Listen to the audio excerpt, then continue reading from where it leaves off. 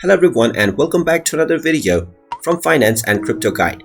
In this video, I'm going to show you how to log into your existing account on Schwab. So let's get started right away. First of all, open up your web browser and then in the address bar type in schwab.com and press enter. You will then be taken into the official Schwab website.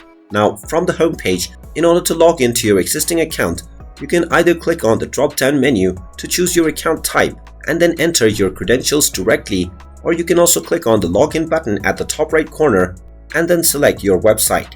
You will then be taken into the login portal. Just enter your login ID that you set up while creating your account, followed by your account password. After entering both of these, you can also choose which page you want to start on. After selecting that as well, click on the login button and now you will be logged into your account on Schwab and you can start using it right away. And there you have it. That is how easy it is to log into your existing account on Schwab website. If you find this video helpful, make sure you hit that like button and subscribe to our channel if you haven't done so already. Also ring that notification bell to never miss another update from us. Thank you for watching and I will see you again in the next video.